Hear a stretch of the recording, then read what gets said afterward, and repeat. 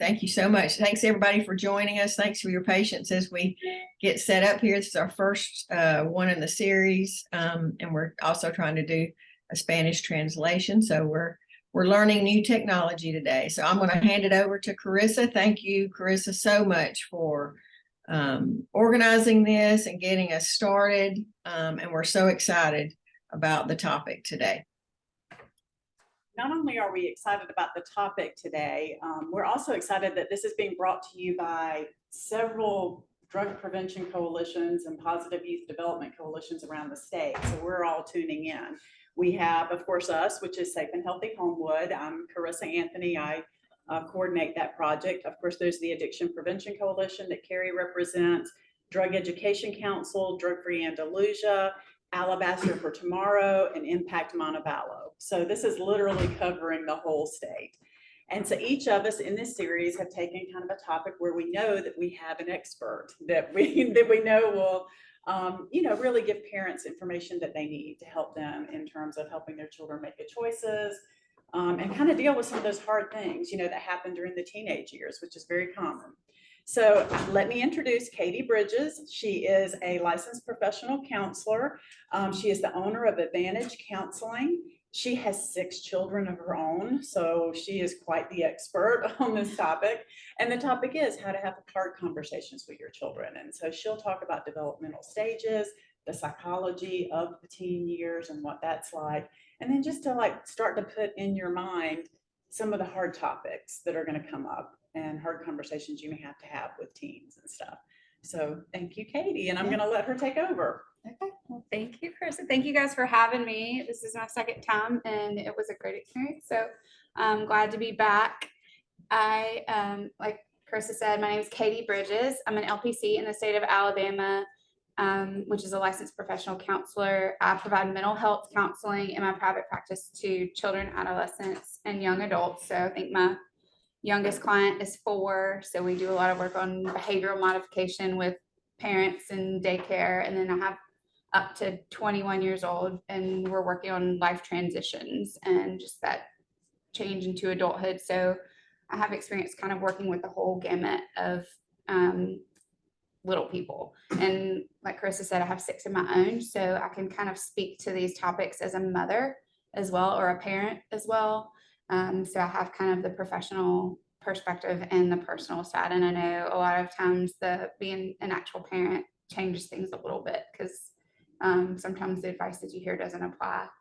And, it's just different sometimes when someone professional tells you something versus what is actually happening in your home. So I can relate to that. So today we're going to talk about how to have hard conversations with your teen. And I'm going to cover a lot of topics, but I know things are constantly changing and evolving. So if there's something that's on your mind or on your heart that I do not cover, please let me know. And I would love to hear from you guys when I get through. If there's something that you feel like I missed or you have questions about, y'all just let me know. I'm happy to talk or see what kind of input I can have. So briefly, what we're going to cover, I'm not going to spend too much time on this because I know I need to slow down for translation. Briefly, what we are going to cover today is just the challenge of parenting and what that looks like with our individual children. They're all very different. I would like to cover the developmental stages of childhood, which helps give us a better idea of what to expect, what's normal, what's not normal, which is really helpful when we're kind of disciplining or dealing with behaviors that are concerning. I do have a list of hot topics, and this was kind of formulated, and it really hasn't changed tremendously. The same controversial topics or the same problems have stayed pretty tried and true. There may be new ones that we can add, and that's where you guys may come into play. Would be amiss to not cover red flags and warning signs, because obviously we're all here because we want our children to be healthy and safe. So when we are having difficult conversations, that applies to keeping our children safe and how to know if there's something else going on that we need to investigate a little bit more. And then some actual practical strategies for communicating with our teens and, well, any of our children really at any stage. So that's kind of the overview for today. Starting off, parenting is hard. I did not want to roll right into a conversation about how to have a conversation with your teen without addressing the idea that parenting is really hard. Right now, we have, as a mother, as a woman, as a parent, I know there may be some fathers out there, anyone that's parenting a child, we tend to compare, and we have all of this input coming from different directions, and it's really hard to know what's what. And because something applies to one family, it doesn't necessarily mean that it applies to your family. And I recognize the strain and the stress of, am I doing it right?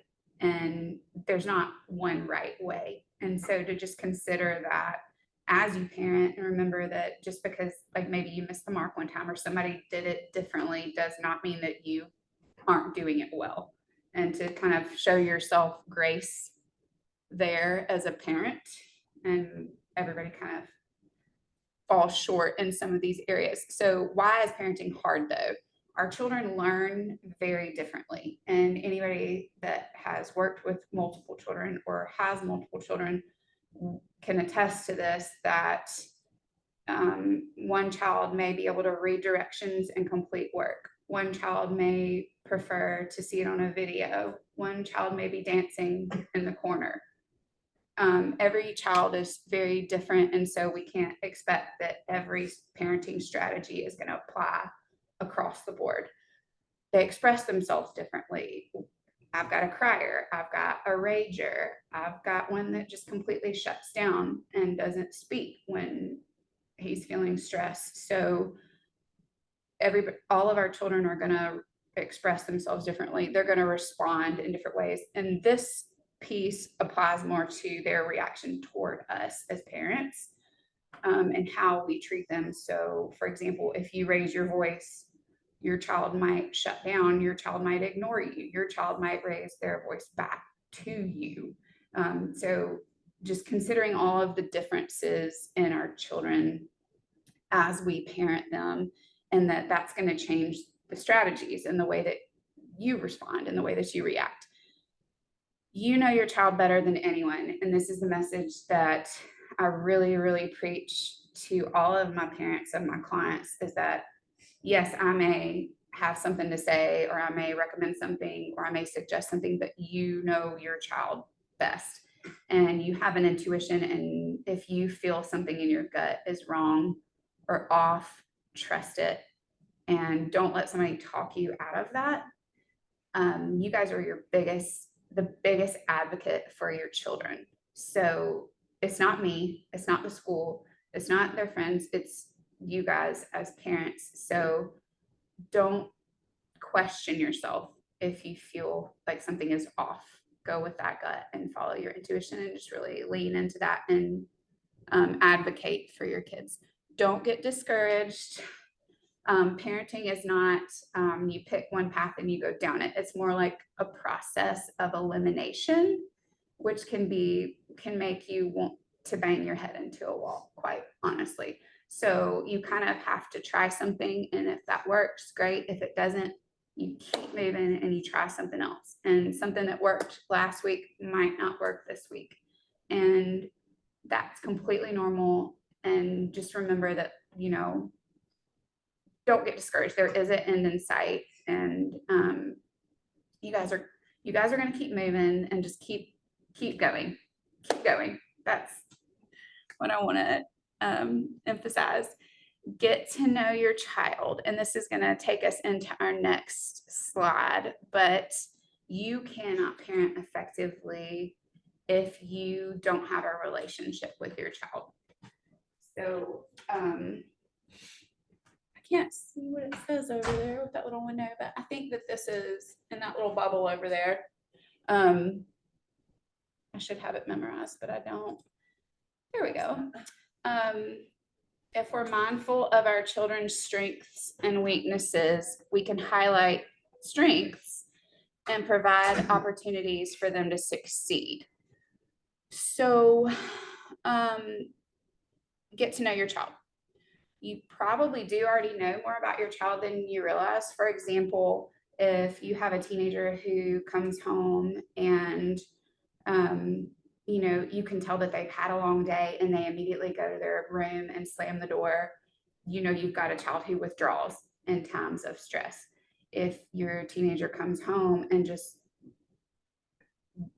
spills everything out for their day, you know that you have a communicator, which is excellent. So you probably already know more about your child's coping abilities and strategies or just tendencies than you realize. So the key is really to be watching. So as you become more aware about your children's habits and how they handle stress and strain and what's going on in their world, that's going to be a tool for you to use to respond to them in a way that's appropriate. Because as I mentioned before, all of our children are different and they're going to receive and respond in different ways. So kind of paying attention. And fairly a lot of times I have parents who have children who are experiencing struggles and problems, and they'll say, I just don't know what to do. And I'll ask them a simple question, what does the nighttime routine look like for your child? And they'll say, well, I don't know. I don't even see them, and so I think that needs to be something that everybody's aware of. And that doesn't mean to be all on top of your child every second. Give them that space, give them that independence, but being mindful and present and aware and kind of knowing what's going on in your child's life. Even that doesn't mean having to talk to them about it all day, just watching and seeing and observing. If you are lucky enough to have a child that talks to you, and we, all of them don't do that, listen and hear. One of the biggest, I think, parenting, like tragic flaws that I see is often, and I'm 100% guilty of this, when our children share something that's a problem with us, we want to immediately fix it. And as they get older, now when they were little, this worked really well. We'd be like, here, put a Band-Aid on it. Or you know what, you just tell that kid this when you get to school the next day. When they're teenagers, that doesn't work anymore. And often they don't really care what you have to say anyway. They just needed to share it and kind of spill it to you. And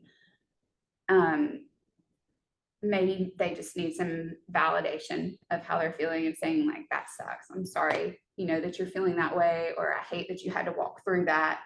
And, I'm really sorry and I love you. And so listening, and maybe rather than trying to solve a problem, is also a great way to have your children communicate with you more. It kind of opens that door that they know that they're not going to have to deal with your feedback, because what they want is to really just get it out. And that's a really great coping skill. So, and a positive thing. And it allows you as a parent to have the opportunity to hear kind of what's going on in their lives.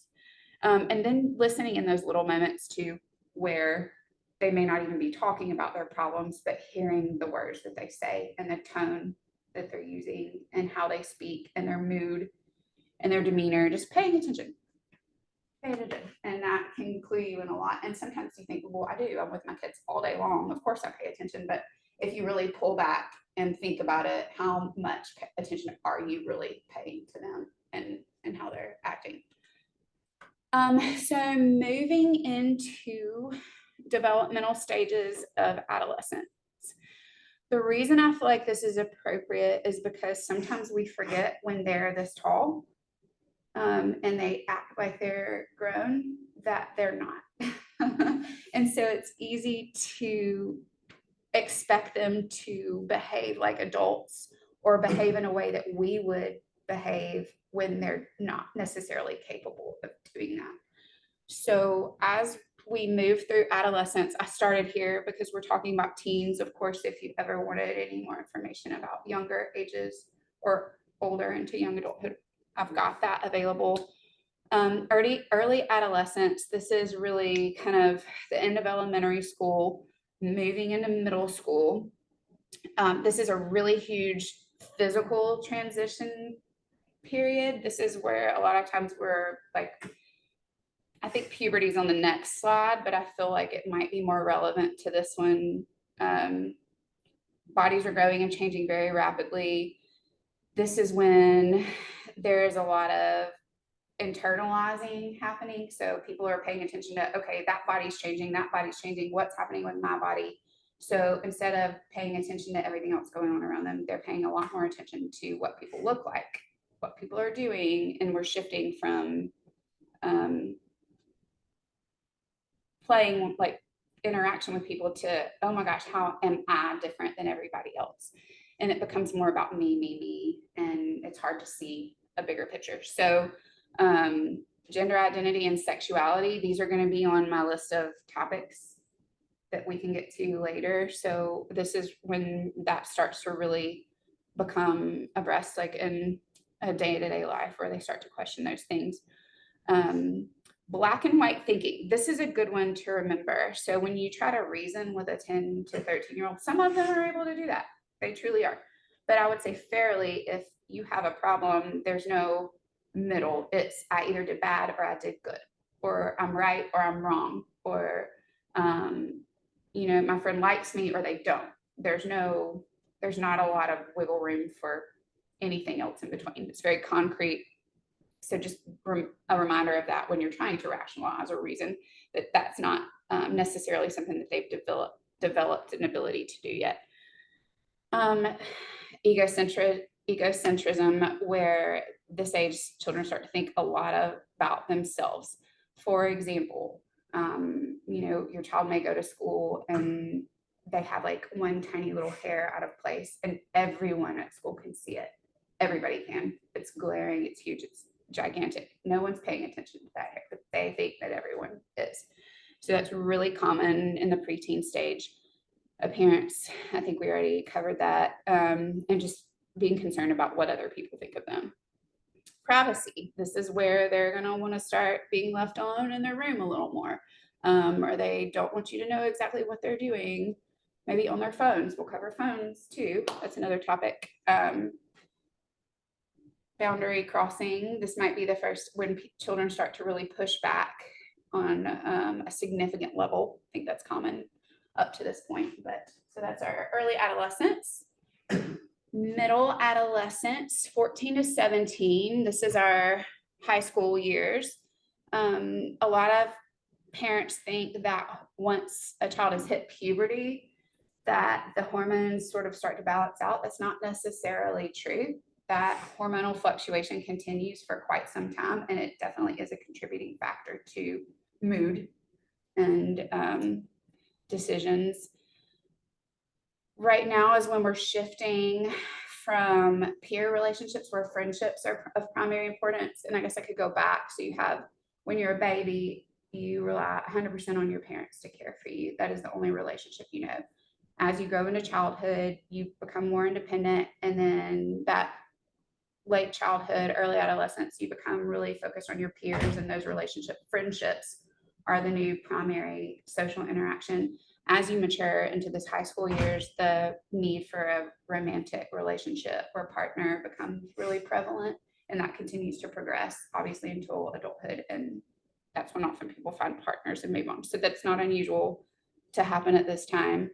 I have on here, this is another hot topic, self-stimulation, that makes a lot of people uncomfortable, but this is really something that needs to be addressed and probably have a conversation. And that could probably be brought back to the 10 to 13 years too. And we can cover that if anybody has any specific questions, but that sexual desire and need is definitely going to be very present at this age.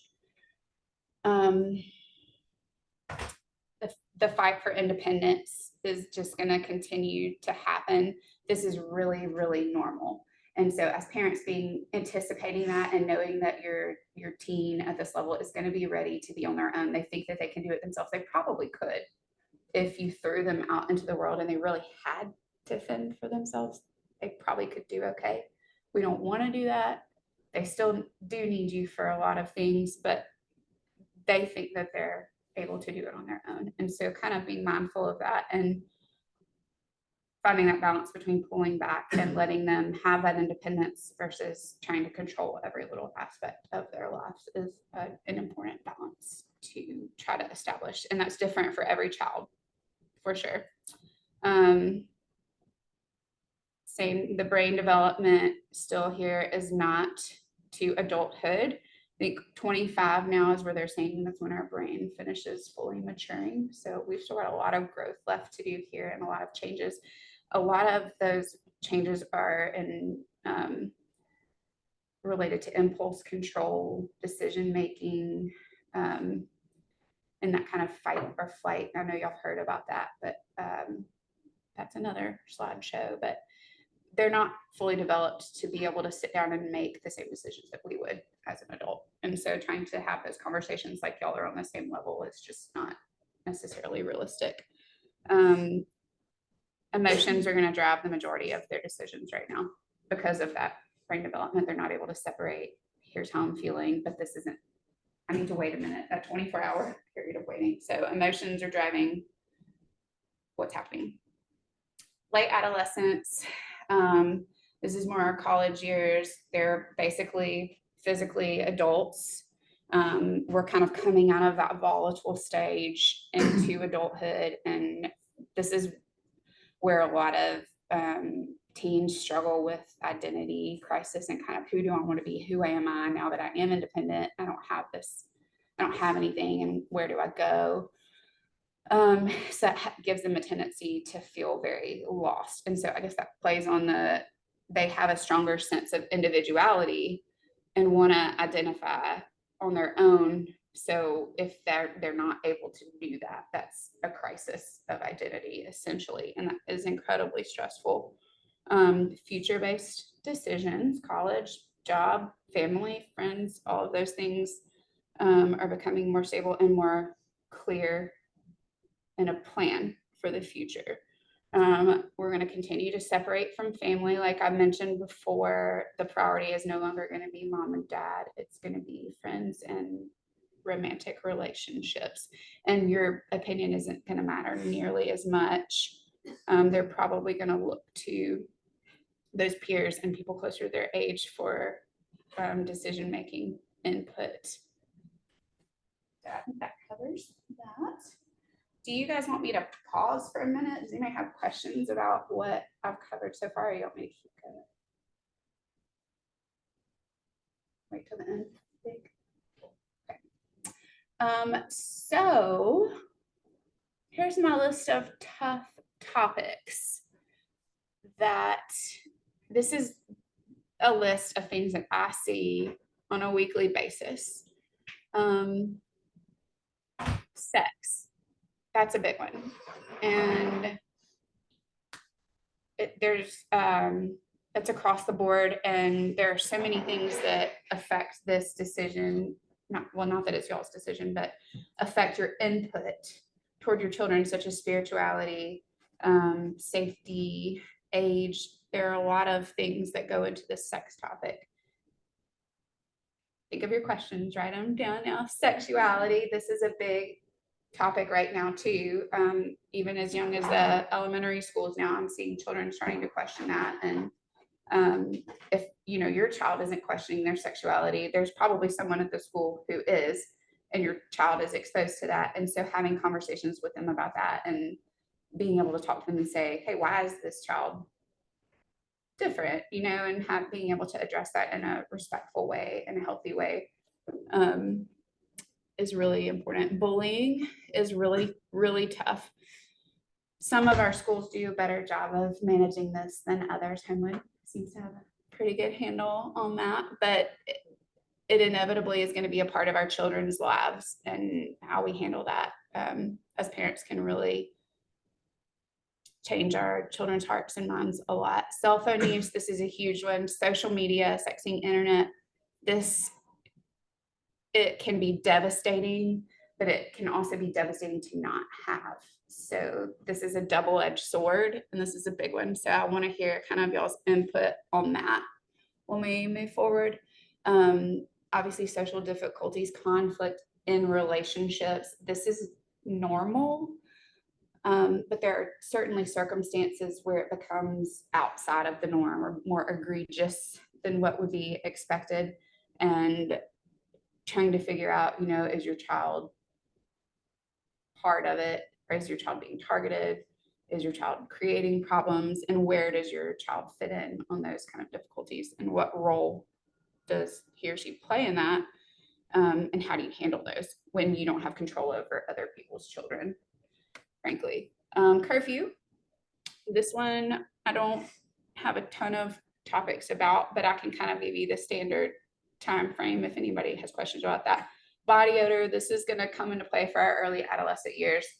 If you've got good middle school PE coaches, they'll have deodorant to hand out to all of the students, because about that time, if your child, by the time you get to middle school, if you're not considering deodorant and bras, consider it.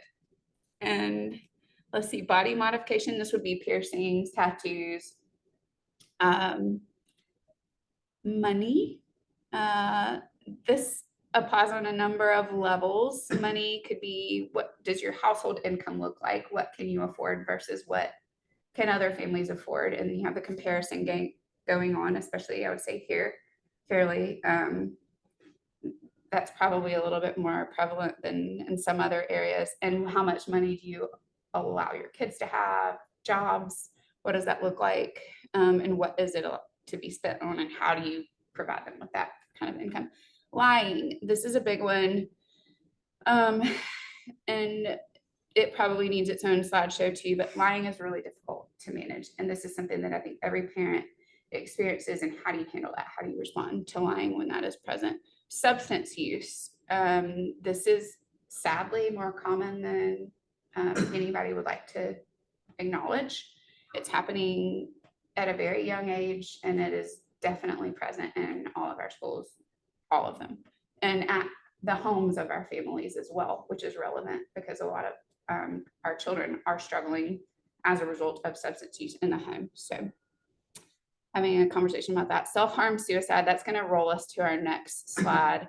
This is a big one. I do a lot of work with adolescents who are self-harming, and there is a little bit of a differentiation between self-harm and suicide, not always, but a lot of times, and a lot of parents aren't aware of that. So I would like to cover that in just a minute, just as a kind of a psychoeducation principle. Mental health struggles, depression and anxiety. I think our entire society is riddled with these right now, including our children. And we just walked through our COVID era. And I think that didn't do any of us any favors, adults and children, just kind of not knowing what to expect. And obviously our world is in turmoil. That applies to our children as well. And all of these things are contributing kind of in this. It's basically like the bottom of the pyramid, and sadly. And I will comment on depression and anxiety. A very wise person kind of cleared this up for me. Depression is often linked to something that has happened in your past. It's usually behind you. It's something that you maybe guilt or shame related, or loss or grief. Often depression is past related, as opposed to anxiety, which is often anticipation of what's to come in the future. So that's an easy way to sort of break those two things down. And how are they different and how are they the same? Well, a lot of the feelings are the same, but they're kind of on the ones in the past, one's kind of future oriented. Eating disorders. This is very child specific, but relevant, especially for our athletes and a lot of our young women. So those are my main list of tough topics. If I didn't cover anything, please write it down and let me know. I can add it. Red flags and warning signs. This kind of goes back to the self-harm, suicide. When we're talking about our children's mental health, watch, listen, know your child's norm and what that looks like. And when you notice something different, that's when you need to go with your gut, kind of like we were talking about earlier. So when children start to become depressed or start to, and these, I think, I can't remember exactly where I pulled these from. I'll have to find a reference, but these are pretty standard red flags and warning signs for suicidal ideation and childhood suicide. So if you see a change in sleep patterns, that may just be depression, but that's a precursor or kind of foundational stepping stone for suicide. So if your child is normally an early riser and suddenly starts sleeping 20 hours a day, that's a red flag. Or if your child can't sleep anymore and is up all night trying to do things and just any dramatic change in sleep pattern. Academic performance, if you see that drop and it's not related to a specific event. So that doesn't mean if you travel and you go on vacation for 2 weeks and you come back and your child's grades drop, that might not necessarily be a red flag. But if everything is normal as usual and you see a significant decline in performance, athletic performance, I would throw that in there as well. That's a red flag. Excessive moodiness or crying. This is very subjective, especially in the middle school years. Some children are just moody and they cry a lot, and some don't. So this is where it comes to knowing your child. But if you see a change, that's the most important thing. Have you seen a change? Eating habits, noticeable weight loss, weight gain. Same thing. If you notice a change, excessive binge eating or anything out of the norm. If your child is actually saying, I just don't think I can do this anymore, expressions of hopelessness or worthlessness. And it may not be, I want to die, I don't want to be alive anymore. It might just be, life is so hard. I don't know that this is going to get any better. And just little things like that that sort of clue you into a sense of hopelessness, or that, nobody likes me, I don't have any friends. Those are things that I hear a lot, that worthlessness or lack of value. This is probably one of the ones that I would think, oh, I'm sorry. I didn't realize we were touch screen. I'm sorry. That's one of the ones that I would encourage you guys to pay really close attention to. Let's see, paranoia and excessive secrecy. You can count on the fact that if your child suddenly starts trying to be sneaky, they're hiding something. Just go on and anticipate that. Or if they're saying, I didn't do anything, what's the biggest thing you do when you're in trouble? You are defensive about it. So paying attention to that. Self-harm, self-mutilation, and that can look like a number of things. So we can cover that if anybody has specific questions. Body image concerns, and that's, again, if you notice a significant change out, significant amount of time in the mirror, seeing them alter their body. Isolation is never good. Spending hours alone in your bedroom at night, not good for anybody, grown-ups, teenagers, anybody. Abandonment of friends and social groups. And this can look like two things: them abandoning your child, or your child saying, I'm done with that, I don't want to do it anymore. There's usually a deeper rooted something going on there. Personality shifts and changes, aggressiveness, anger. I would say isolation is another one of those personality shifts. If you have a child that is traditionally extroverted and very interactive, and that shifts, that would be alarming to me. Let's see, practical strategies for effective communication with your child. This is kind of something you can actually take home with you. And as I mentioned before, there's no right or wrong way to do this. It really, really applies to the individual child, and you're not going to get it right every time. So don't set yourself up to fail. Don't set your children up to fail thinking that, you found a solution for all of your problems. It's a trial and error process, and it's okay for you to acknowledge that and let your children know, like, I don't know exactly what to do, and I'm not sure that I'm going to get it right, and I make mistakes, and kind of sharing that with them and letting them see that you're human too goes a really long way with developing or enhancing that relationship with your teenager.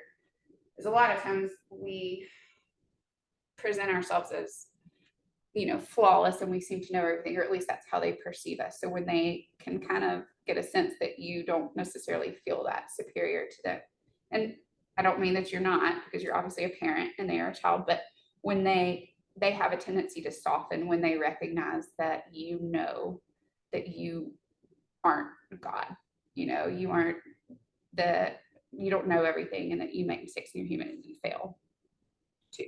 So it goes a long way. When we're talking about those hot topics, those controversial topics, you getting comfortable first, and I cannot say this enough. So I embarrass my children sometimes because I'm so comfortable talking about things that they're like, please stop. So if you want your child to talk to you about an uncomfortable topic, then you can't be uncomfortable because that's just going to make them uncomfortable. So you can fake it, you can get more comfortable with it, you can just practice your straight face, your unfazed face in the mirror. But, you know, if you've got a child that's coming to talk to you about masturbation or sex or birth control or drug use in the locker room at school, and you're like, oh, what? You know, and it rattles you, I can probably guess that they're not going to come back and have another conversation with you about that. So if you know that something's coming, prepare yourself before you prepare them, and just kind of be comfortable having that conversation. And that, as silly as this sounds, even having that conversation with your spouse or your partner or a friend before you have it with your child, to just like utter the words out of your mouth that you never thought that you'd have to say out loud, it really helps. It truly does. So getting comfortable yourself first. Don't go in guns blazing to have an uncomfortable conversation with your child if you're not comfortable talking about it. It probably won't end well, or it probably won't happen again. Finger pointing. This is a really important strategy for our adolescents, because they do not like to hear that they are doing anything wrong or that they've made a mistake. I'm a little guilty of that as well as a grown woman. So when you are having a conversation with your teen that is difficult, and you approach it as, you went where, or you did so and so, and it's an accusatory statement, they're probably going to immediately bristle up and become defensive and shut down. So I should have, I normally would have like a specific conversation, and maybe you guys could share something with me. But saying like, I know this was really hard for you, or I can't imagine what it was like to be there when this happened, or I don't understand what's going on, please fill me in, versus I can't believe you did that, or something. Does that make sense? That rather than having an accusatory tone, pulling it back to how you're feeling, and this is how what is happening right now, this makes me scared for you, or this makes me worried for you, tell me more about that, rather than sort of condemning. And listen. And I had this on another slide. So if you want to know what's going on, stop talking, be quiet, and let them say something. And I'm really guilty of that, because once something happens and I've got something to say about it, I'm not going to stop talking until I get it off my chest and I've said what I need to say. And they checked out, 10 minutes ago, possibly like you guys are checking out right now. Listen, just let them talk. And silence, as awkward as it is, I promise you, if you can outlast them on silence, they'll break on you. You sit in the car in silence and they don't have their AirPods and they don't have music, somebody's going to say something. Just wait it out. So silence is a really, really great tool for getting your teenagers to talk to you, if you can eliminate other stimulus. We spoke of this a little bit earlier. You don't have to fix the problem. Now, if we're talking about things that are unsafe for your child, drug use, pregnancy, unsafe sex, other risky behaviors, you need to fix that. There is a role for you as a parent to step in and make sure that your child is safe, 100%. But a lot of the problems that are happening in your teenagers' lives are nothing that you can do anything about. And so when you try to come up with a solution to everything that they throw at you, it's exhausting. And it's sort of, I don't know if you guys as adults have ever been in a conversation like that, where you just needed to tell them what happened, and they're trying to tell you, well, did you do this? Did you do that? Well, why don't you do this? Did you try this? Why didn't you tell her? I'm going to make a phone call. I'm going to send an email. And they're like, no, like, I just needed to say it. I just needed to tell somebody and for them to hear it. And often that's really powerful. So you may not be able to fix it, and give them the opportunity to do it on their own. and build some independence. And as they're able to problem solve independently, that grows confidence and it gives them even more power as they move forward as a young adult. Anticipate change. If it works today, it may not work tomorrow. And that's really frustrating, but and if it works with one child, it may not work with another. And there are going to be changes in relationships. There are going to be changes in households, families change, friends change, bodies change. There's just so much change, and that's not necessarily a bad thing. And so being able to frame change as something that is an opportunity for growth versus something that cripples you or immobilizes you is a really great weapon. Not a weapon, a tool. I guess it could be a weapon, but start conversations early. This goes kind of back to the getting comfortable first. You don't want to wait until, for example, you don't want to wait until your sixth grader starts her period and is blindsided by it before you have a conversation. Like, have that conversation before you know that's coming and prepare, and you're doing everybody a favor. That's just an example that I see a lot, that it's not addressed and then it happens and it's a surprise and it's just really traumatic. If you talk about it a year ahead of time, then and everybody knows what's coming, then it just softens that blow tremendously. And that applies to so many situations, not just that.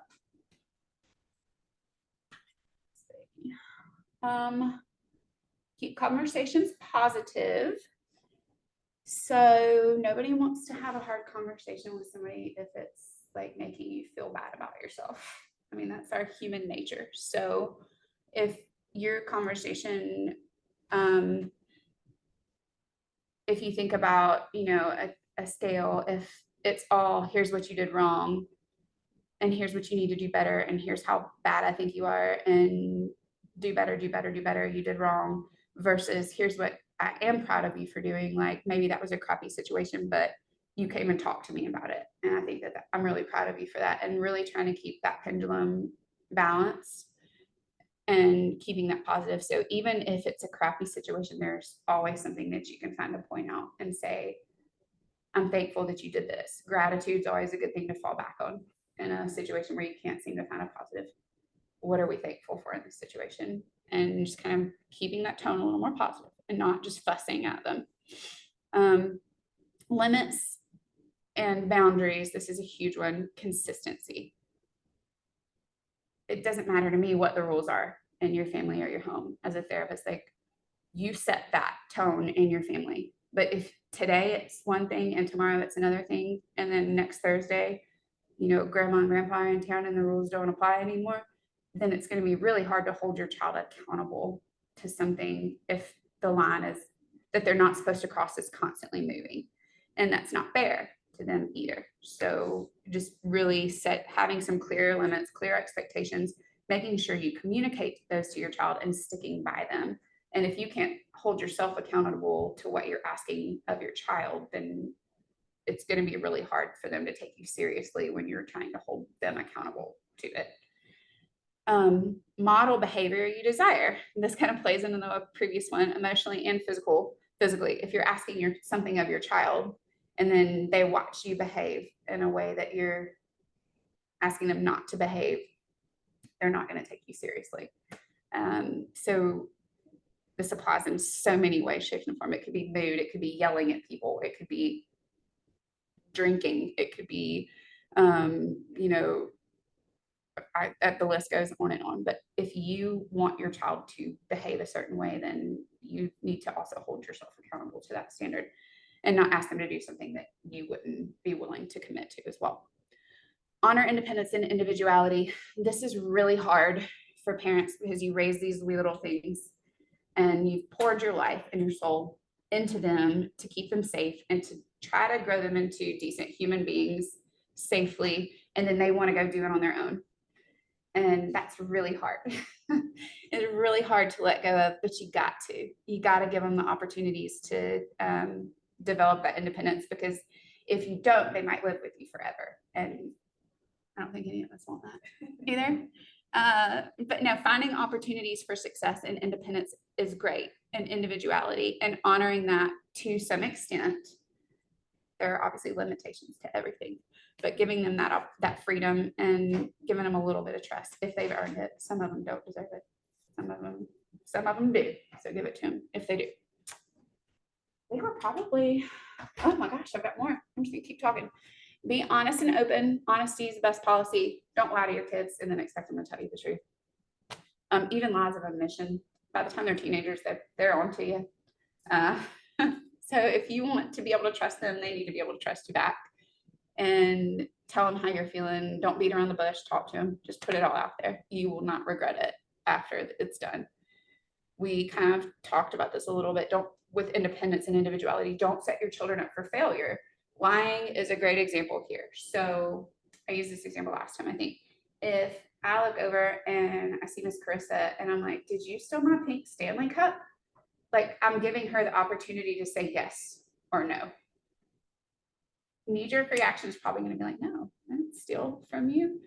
What? And so you set your child up to tell a lie, where I could just say, hey, that's my pink Stanley Cup. Can I please have that back? And you cut out the opportunity for your child to tell a lie in the first place. So stuff like that, don't set them up for failure. Don't put them in a position where they have a choice to do the wrong thing if you can remedy that. There are a lot of different situations that applies to. Recognize their need to feel in control and utilize that. This is really powerful with important with teenagers, and a really powerful tool is giving options, but also still controlling those options. For example, like, do you want to go to the football game or, and stay out till 10 o'clock? Or do you want to have friends over and stay up until 2 a.m.? That's a random example, but instead of just letting them flounder and say, well, I want to stay out till 3 a.m. at a bonfire in the woods, and you have to say no, like, here's two options and I'm in control of both of them, but you still get to make the choice, and it kind of empowers them. And I mean, that applies to little kids as well. Like, instead of saying, what do you want for a snack? And it's like 18 Pop-Tarts. Well, no, then you have to say no, but you could be like, do you want to have a banana or do you want to have toast? And then they get to pick, and there's still a sense of control in that. Very simplistic example of that, but I think you guys get the point. Active consequences versus withdrawal. This is a huge one. The cell phone. When you take the cell phone away and there is no ability for your teenagers to connect with their peers, they're literally cut off from their lifeline. I'm not saying give every child a cell phone. That is not what I'm suggesting. They need to have an opportunity to connect socially with peers in some way, shape, or form. I think that that's really healthy, and it's different than when we were that age. It's just different. It just is. And so we can cover that if you guys want to talk about it later. But what I mean by active consequences versus withdrawal, instead of taking things away from your child, there's only so much you could take. If you have one of those kids, you know what I mean. Like, there's only so much you can take away before they're sitting in their room with like a blanket and a pillow, and that's all they've got. There are no privileges. They don't get to do anything. They don't get to go anywhere, and that's not fun for anybody. So active consequences, like taking out the trash, dishwasher, and some of them may be doing that anyway as chores, but just instead of taking something away, making them do something physical that is not pleasing to them is often an option that seems to work better, because nobody wants to do that. Nobody wants to unload the dishwasher. All right, well, I think that is the end of this. And I mean, just a word of encouragement to everybody that it is hard. And if it wasn't hard, then come talk to me and tell me what you're doing. But it's very difficult to be a parent, and don't question yourself. Just keep moving. Don't compare yourself. Just listen to your kid. And you guys do you, and reach out for help when you need it. But really just listen, pay attention, and keep going.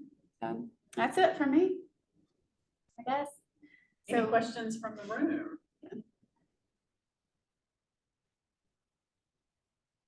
At what age, I do have a question, at what age do you think parents need to start talking about things like vaping and stuff like that? At what's a good age to really I would say before they get to middle school, so maybe 10, 11 years old, it is definitely present at middle school. And there are probably it's probably present and even earlier than that. No, I mean, I think about that 5th grade year is when a lot of those conversations that's just a baseline, I would say, when that's about time to have conversations about that. And at least, tell them what it is, because the last thing we want is for our kids to learn about something unsavory, I will use that word, from their peers. Because you don't know what you're going to get with that. So being able to tell them in an educated, safe fashion is always probably better than letting them learn it on their own. And we have Ashley that is moderating the online version. So Ashley, if you see that anyone has any questions, if you want to just throw that out to us. Yeah, so right now there's one question and it says, what are the ways that many or most teenagers like to be communicated with by organizations? For example, only short videos or other forms of content also. What do you mean by can you give me an example of an organization you're referring to? So I think this question means how would a coalition communicate with teenagers? Snapchat, Instagram, I would say social media and text. I think those are probably the primary. I'm trying to think of there's a BeReal. I mean, there's so many different social media platforms I can't keep up, but that is where I would go as far as advertising or trying to connect. And I don't know, maybe I'm off on this, but for example, the crisis text line is a resource for suicidal ideation that is available 24 hours a day. So if you wanted to reach adolescents with some sort of resource like that, a Snapchat platform would be a great opportunity because they're in there all the time. And that's what's going to be in your face. Any of those social media platforms, or TikTok, probably the biggest one. Doesn't sound fun, but that's probably where they get the most information, sadly. Katie, you touched again on suicide when you were talking about the Crisis U Talk line, the Crisis Center U Talk line. And in your presentation, I remembered you talking about suicide and self-harm and that they're different, but they can coexist together. Yes. So we do I think it's pretty common, at least among my children, hearing them have concerns over friends that are self-harming. So what would you say to parents if that is something that their child is struggling with, or maybe even what might be some signs that a child's hiding that they're self-harming? Sure. What are some words of wisdom on that topic? Yeah, well, self-harm can look like a number of things. So when we think of self-harm, I think probably the main thing we think of is cutting. And that's usually done on wrists, arms, anywhere. But once somebody catches on, it becomes more deceptive. So a lot of times upper inner thighs, abdomen, things that are covered by clothing that you can't see. So for example, for cutting, if it's 105 degrees heat index outside and you've got a teenager sweating in a hoodie from head to toe, they may just love their hoodies. And they do love their hoodies. But that also might be a warning sign that, hey, I'm trying to cover something up. Again, that's all about kind of paying attention, looking, and what do you have access to. Diet is kind of a form of self-harm as well. We could move into eating disorders. The list goes on and on, but I guess to the beginning of your question, self-harm versus suicide, they often do coexist, but more often than not, self-harm is not related to suicidal ideation, which means I want to die. the majority of the time it's used as like an extreme coping mechanism for just pain release. So if someone is feeling like, for example, if I'm feeling a really heavy, powerful emotion, I might scream or yell or go for a run or however you get that. I might sit on the floor and cry because it's just overwhelmed me and I don't know what to do with it. And so this is common and kind of trendy at that early adolescent stage. I hate to use the word trendy, but often it has been outgrown by the time they get to high school, but I don't know how to cope. And when I cut, I am able to disassociate from this pain in my brain and focus on this. And it's kind of like it takes my mind off, it distracts me, it moves me completely out of whatever was stressing me. And I feel this and I have this release and I can keep going. So it's not necessarily, I want to die. It's, I've got to get out of my head. And this is a tool for me to do that. Does that make sense? But an unhealthy tool. Absolutely an So- unhealthy tool. Right. Yes, an unhealthy tool. So there is a specific type of therapy that is made. It's called DBT, dialectical behavioral therapy, which is geared directly towards a lot of self-harm. It basically works on distress tolerance, which means if you have a distressing situation, I might walk away from it and be like, man, that was rough. Somebody else might be crippled by that because they have a very low distress tolerance. And so trying to improve that and increase those skills is a therapeutic tool that often goes with self-harm. And that is usually often something that responds very well to therapeutic treatment. Suicidal ideation, it could certainly progress to that, but often the two are not tied to one another, which is kind of a misconception, I would say. And so I do talk to parents who are experiencing children who have self-harmed and they are so scared naturally. And it's scary, even if it's not, suicidal ideation. It's still frightening to see your child hurt themselves. But often once they hear that, it sort of takes that like, okay, we're not like on the ledge. Obviously we need some help, but it's going to be okay kind of thing.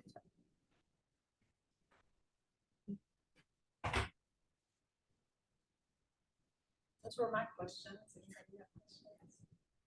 There's more in the box up here. There isn't yet. She said there's not.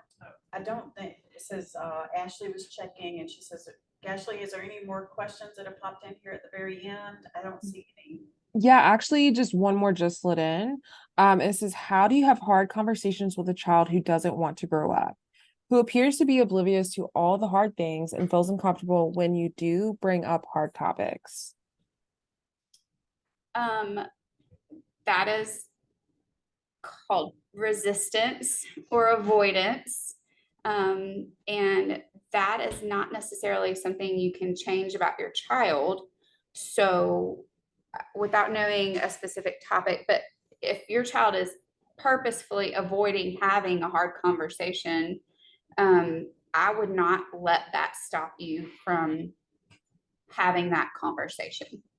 And that doesn't necessarily mean go force them to sit down with you and talk, but, and again, it's difficult for me to necessarily speak to this without a specific example, but I would not let your child's resistance or avoidance prevent you from still sharing what you feel needs to be shared or having that conversation. So you don't want it to turn into a session where you're like just talking at them.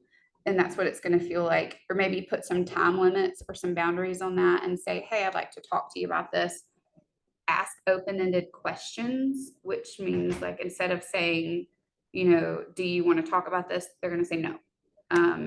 Maybe like, can you tell me why you're not wanting to have this conversation with me? What is making you so uncomfortable about this conversation? And it kind of throws the ball to them. So they have to respond with something other than a yes or a no. Might be an I don't know. That's a common one. But I would just continue to bring it up in a controlled situation and try to address in an unaccusatory or just a casual way where it doesn't feel like it's such a huge deal, I guess, because once you get down that snowball down that path and you know that there's the resistance and it's something that's been, you've been trying to talk and you didn't, and you've been trying to talk and you didn't, you've been trying to talk and you didn't, then it becomes a thing, and it makes it more difficult. So just taking that pressure off and giving them an opportunity to speak, even if they don't want to. Silence, also another good tool here. And just kind of sharing too, like, I love you. Here's, my wisdom, and here are my thoughts, but I trust you to make a decision. Or if you don't trust them, what do you see? How do you see differently? What would you do? Giving them the opportunity to share.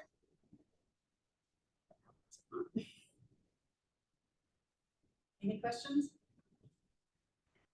You were talking about isolation earlier. We find